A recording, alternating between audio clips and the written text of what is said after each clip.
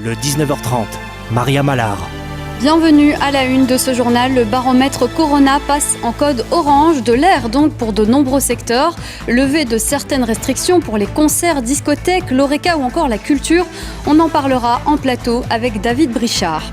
À côté de ce baromètre, deux autres gros allègements. C'est la fin de l'obligation du télétravail, la fin aussi du masque obligatoire en classe pour les enfants de moins de 12 ans. Les explications avec Rachel Crivellaro. Cette question aussi dans ce journal, doit-on encore systématiquement tester toutes les personnes qui ont des symptômes? La question se pose alors que ces tests coûtent cher à la Belgique. La manifestation était interdite à Paris, ils ont quand même pris la route. Les manifestants des convois de la liberté protestent contre les restrictions sanitaires. On rejoindra notre correspondante à Paris, Adeline Berset. Première médaille belge aux Jeux Olympiques d'hiver de Pékin, Anne de Smet a remporté le bronze en short track sur 1000 mètres.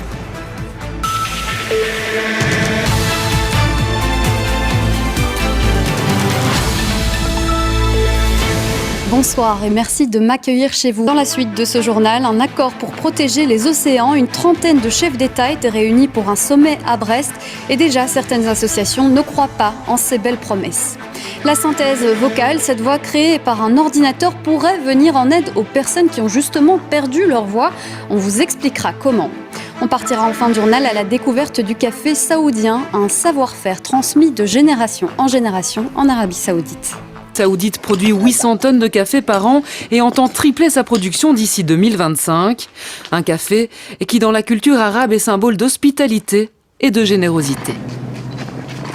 Et du café à consommer avec modération, en tout cas si vous voulez dormir ce soir. C'est la fin de ce journal. Tout de suite, vous avez rendez-vous avec Stéphane Piedboeuf pour la météo. Ensuite, vous retrouverez votre magazine C'est du Belge. Et moi, je vous souhaite une excellente soirée. Je vous dis à demain, 13h.